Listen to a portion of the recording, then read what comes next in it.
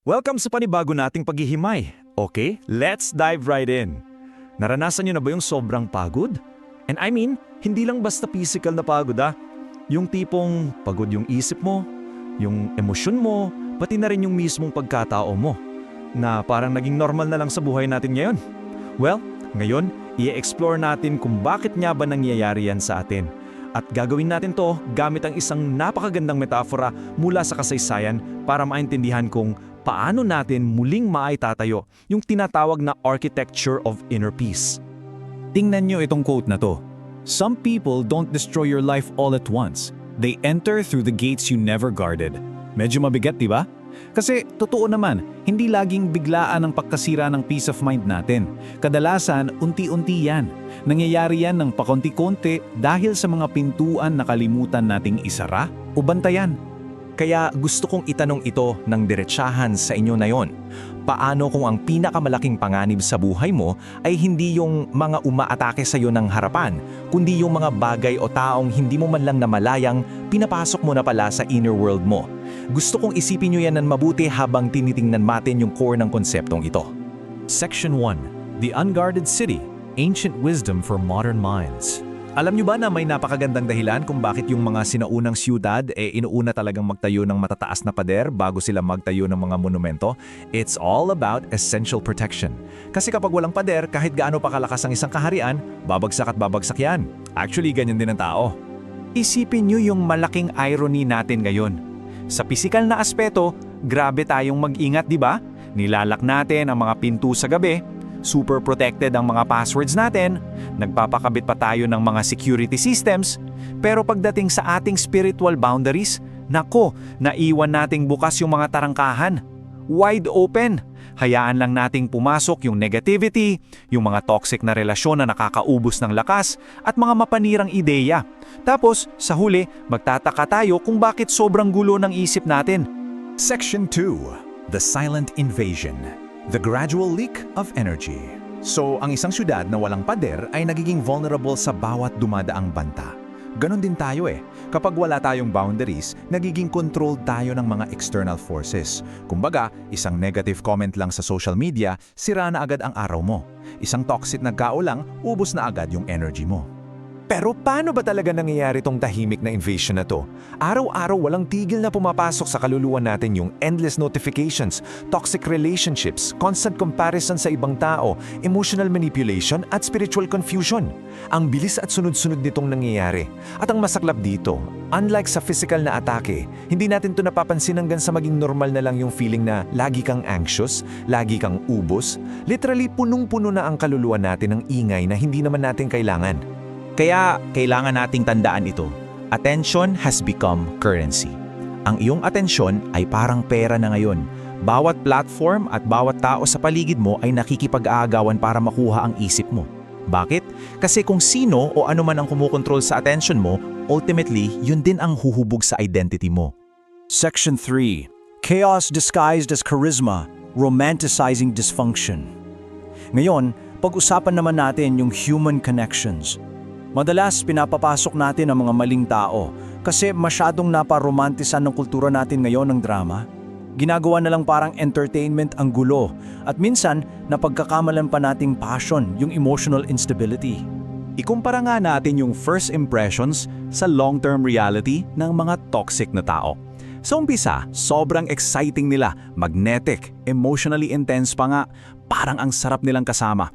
Pero tingnan niyo yung long-term reality na iniiwan nila. Confusion, matinding exhaustion at emotional instability. Dapat nating tandaan na ang tunay na connection sa ibang tao ay hinding-hindi dapat sisira sa sarili mong kapayapaan. Dahil dyan, we need to redefine this very crucial word, boundaries. Ano ba talaga ito?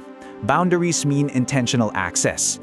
Ito yung pagprotekta sa kung ano ang sacred sa'yo mula sa unnecessary damage, pero take note ng hindi hinaharangan ang love at growth. Hindi ito pagiging malupit or pag-isolate sa sarili. Isa lang itong wisdom na nagsasabing, hey, hindi lahat ay may VIP pass para pumasok sa utak at emosyon ko. Section 4. Rebuilding your inner walls, the architecture of peace. So paano nga ba natin ibabalik ang ating panloob na kuta? Let's get practical. Gagamitin natin itong blueprint na nakuha natin mula sa source material natin para maayos ang arkitektura ng iyong kapayapaan. Ito yung 3-step blueprint natin. Step 1, awareness. Kailangan mong mag-pause at tanungin ang sarili mo, ano ba talaga ang humuhubog sa spirit ko ngayon? Step 2, silence and reflection. Dito mo makikita at ilalantad kung ano yung mga kailangang i-repair sa loob mo. And finally, step 3, protecting identity. Dito ka gagawa ng choice na piliin ang inner peace mo over external validation. Ito yung mag-shift sa'yo mula sa pagiging reactive and vulnerable papunta sa pagiging intentional and strong. The mind becomes whatever it repeatedly entertains. Pakinggan ninyo yan na mabuti, totoong-totoo yan. Araw-araw tayo nagkokonsumo ng napakaraming content, pero madalas hindi natin naiisip kung paano ba nito tahimik na minumolde ang mga emosyon natin, ang ating mga fears, at pati na rin yung mismong desires natin. You cannot rebuild spiritual walls while drowning in noise. Ang ganda, di ba?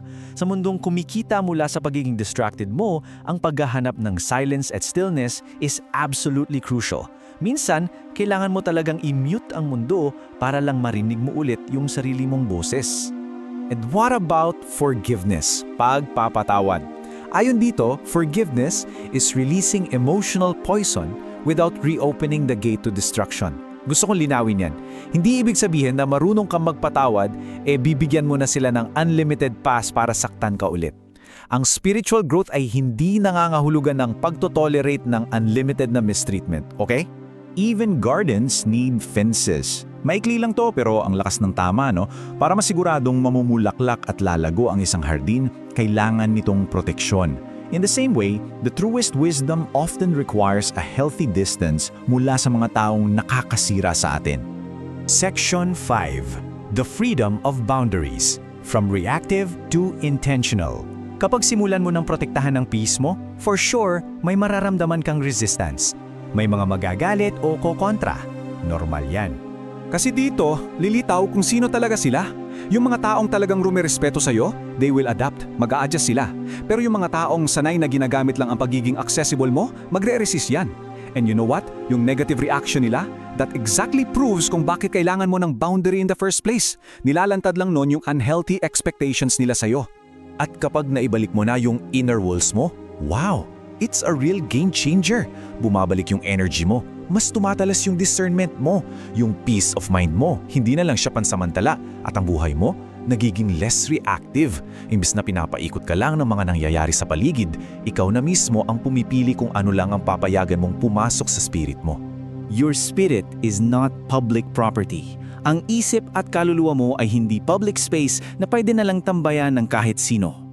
Kaya the ultimate question for you today is this: ano ang pipiliin mong panatilihin sa labas ng iyong syudad ngayong araw?